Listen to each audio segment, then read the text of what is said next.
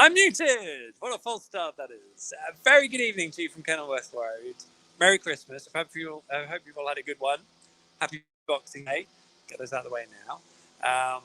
Welcome to Kenilworth Road, where Luton are beating Norwich City. 10-man Luton, that is. And that is official, and it works because it was 1-1 when Luton went down to 10 men. So they did score their winner when they had 10 men.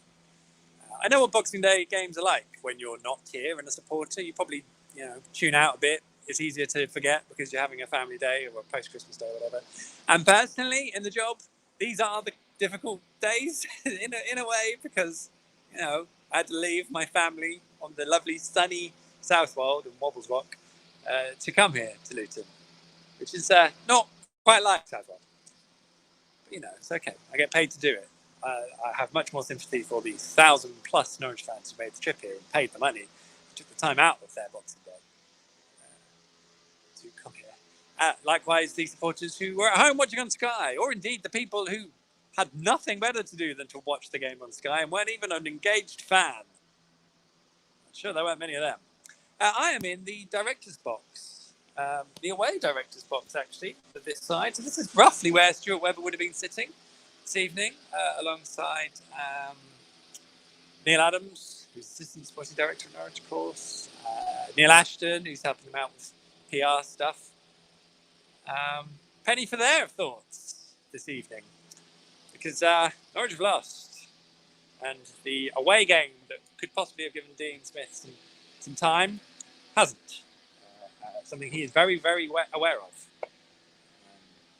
So the game itself, Norwich tried to match up Luton with back three. I am going to walk out the ground, by the way, because the door we came in up there is now padlocked shut. They are still mowing the pitch, but I am slightly afraid I'm going to get locked in to this delightful stadium, which I do not want to do on Boxing Day night, if that's okay. So I'm going to walk into it. But yes, what was I saying? Yeah, Dean Smith tried to match Norwich up with Luton, have an extra defender because of how they play. The first half, it didn't work. It left so many gaps in midfield, and Norwich were really awful in the first half, really terrible. Luton showed really good energy and pressing and proactive football on Rob Edwards' first home game in charge of the club, of course. Luton Jones, Southampton manager. Really proactive, but it was in spells. They didn't have the energy to be able to do it for full 45 minutes, of course. So they sort of had to do it in fits and starts. But that was enough. But the game was, they had the best chances. John made a really good save, took the football against the bar. But other than that, it was pretty awful. We had Dini Onula start, Andrew Babadelli started. So a slightly changed team in some respects. But, Liv Gibbs came in, which I was expecting, because he'd been sort of pushing for that. Can I get out this way? Can I still get this way? Yeah, can you just slide the gate across, walk out and slide back over? Okay, we'll do. I've got to slide the gate over. So here we are, behind the scenes, Kenilworth Road. It's the club shop. It's a cabin, really. But there we go. Here's the gate. This is the behind the scenes content you want as I struggle to get out of a championship football stadium that will not be hosting championship football by 2026. Luton certainly hope they'll want a new ground by then. Well, I think I've done that for KK. So now we're just going to rely on me not getting mugged on the way home from Luton. Anyway, so how are we doing for time? We're still going. Yeah, we're still going. Right. Well, that was exciting. I might not move now. Oh, the Sky cameras. I bet they enjoyed that. People.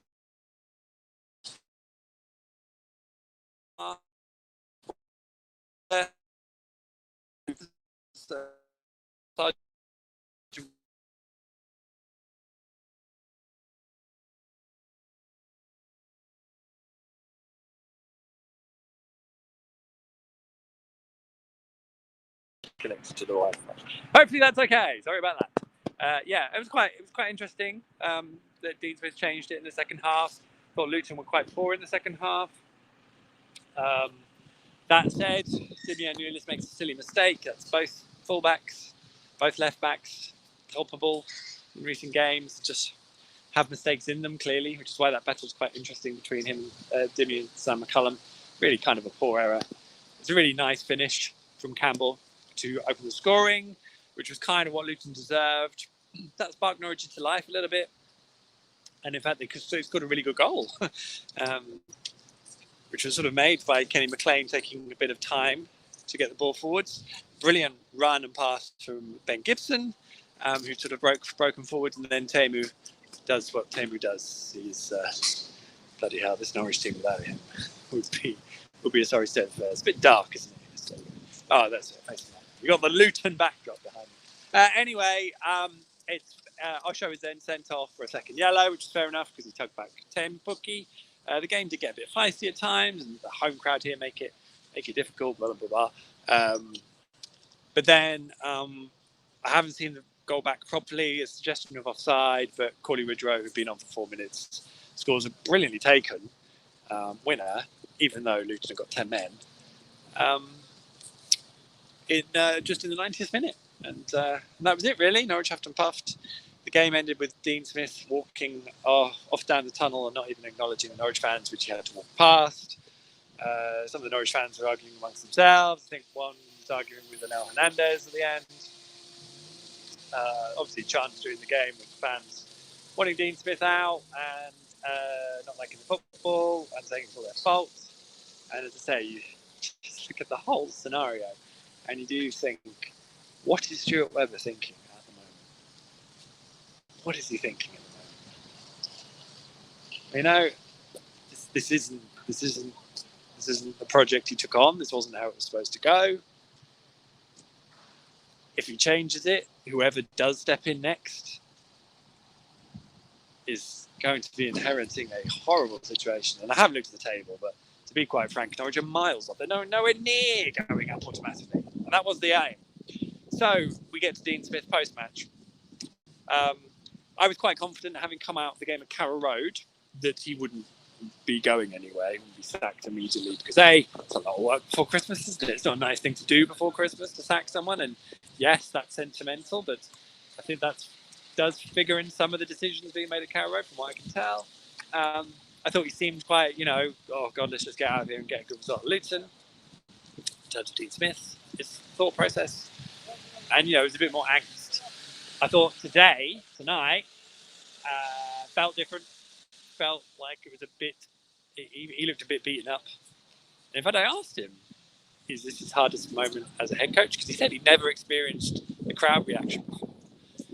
And so he said that to Paddy, I think. And I said, so with that reaction, is this your hardest moment being a head coach? And he's like, yeah. Have you ever seen it like that at Norwich before?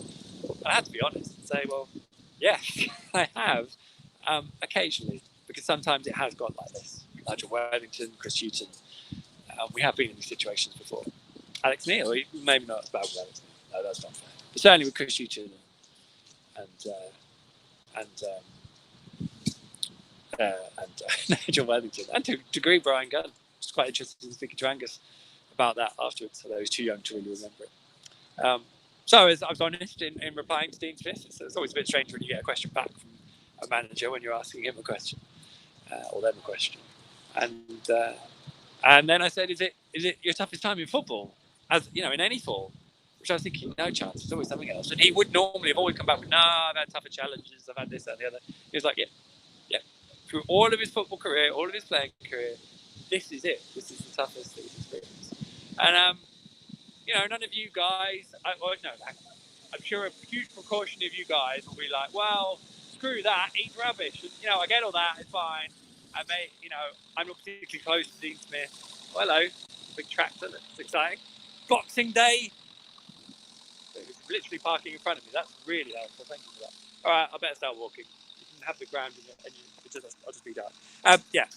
It's not about sympathy, they're not questions about sympathy, but I think, and Dean Smith will get a handsome payoff. He will, if and when it happens, and all those sort of things. But likewise, it does put into context, I thought, just how tough he's clearly feeling it. And he's honest, saying his family are going to be nowhere near the game against Reading at Carroll on Friday, because why would you do that? And I agree, and that's probably not too strange a thing, but it is a thing, and they're all things, and they are probably the things that make me think, why would Norwich go into that game on Friday in the situation where Dean Smith is still head coach? Doesn't mean that that won't happen. I don't know is the honest answer. I will obviously now try to work very hard to find out. But yes.